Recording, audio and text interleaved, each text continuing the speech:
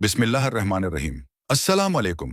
मैं हूं अरसलान वक़ार और आप देख रहे हैं मेरा यूट्यूब चैनल तारीख का आईना। नाज़रीन कराम, आज हम जवाहर लाल नेहरू की ज़िंदगी की किस्त नंबर 5 के साथ हाजिर हैं, जो उनकी सियासी ज़िंदगी का वो दौर है जहां वो महज एक सरगर्म कारकुन नहीं रहते, बल्कि कौमी क़यादत के उफ़्क़ पर एक मजबूत और फैसला कुन किरदार के तौर पर उभरने लगते हैं।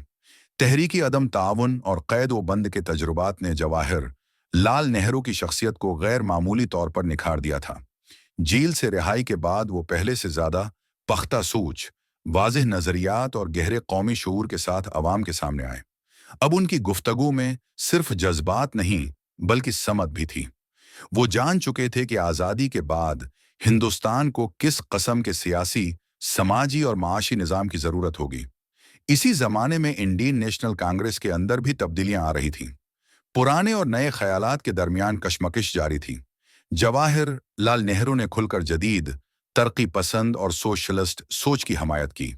वो समझते थे कि अगर आज़ादी के बाद भी दौलत चंद हाथों में रही और अवाम बदहाल रहे, तो गुलामी की सिर्फ शक्ल बदलेगी, हकीकत नहीं। यही सोच उन्हें कांग्रेस के नौजवान और इनकलाबी हलकों में बेहद मकबूल बना रही थी। नेहरू ने किसानों और मजदूरों के हुकूक की बात को अपनी सियासत का मरकजी नुक्ता बनाया। वो किसान सभाओं में गए, मजदूर तहरीकों की हमायत की और वाज़ेह तौर पर कहा कि हिंदुस्तान की आज़ादी का असल फ़ायदा तभी होगा जब आम इंसान को इंसाफ, तालीम और रोज़गार मिलेगा। ये बातें अंग्रेज़ हुकूमत के लिए ख़तरे की घंटी थीं, क्योंकि नेहरू सिर्फ आज़ादी नहीं, बल्कि निज़ाम की तब्दीली की बात कर रहे थे।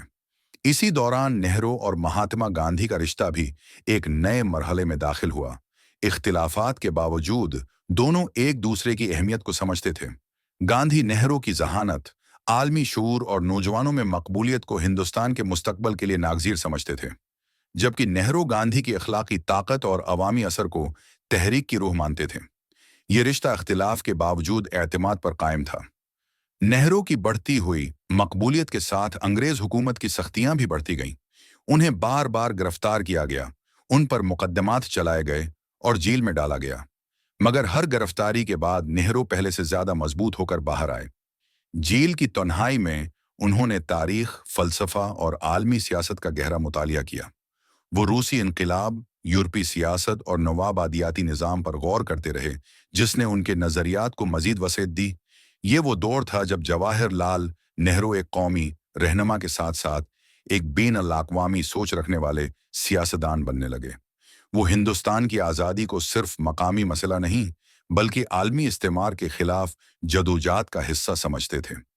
यही सोच आगे चलकर उन्हें दुनिया के बड़े रहनुमाओं की सफ में ला खड़ा करने वाली थी। अवाम में नेहरू की शबिया एक ऐसे रहनुमा की बन चुकी थी जो इशराफिया से निकलकर आम इंसान के साथ खड़ा है। सादा लिबास, साफ गोई और बेखौफ अंदाजी गुफ्तगू ने उन्हें खास तौर पर नौजवानों में बेहद मकबूल बना दिया। अब जलसों में उनका नाम गूंजता था और उनकी तकारीर 1947 से 1950 तक गूंजती रहीं। उम्मीद की अलामत बन चुकी थी। ये किस्त हमें दिखाती है कि जवाहर लाल नेहरू किस तरह एक कारकुन से कायद बनते जा रहे थे। ये वो मरहला है जहां उनकी सियासत सिर्फ रद्द-ए-अमल नहीं, बल्कि मंसूबाबंदी, नजरिया और मुस्तकबल की तैयारी बन चुकी थी। हिंदुस्तान की आज़ादी की जदोजहद अब एक ऐसे रहनुमा की तरफ बढ़ रही थी जो न सिर्फ गुलामी खत्म करना चाहता था, बल्कि एक नए हिंदुस्तान की बुनियाद भी रखना चाहता था। अगर आपको ये किस्त पसंद आई हो, तो बराह करम मेरे यूट्यूब चैनल तारीख का आईना को सब्सक्राइब करें, वीडियो को लाइक करें और इसे दूसरों के साथ शेयर करें, ताकि ये तारीखी जदोजहद ज़्यादा से ज़्यादा लोगों तक पहुंच सके। मैं हूं अरसलान वक़ार। अगली किस्त में आपसे दोबारा मुलाकात होगी। अल्लाह हाफ़िज़।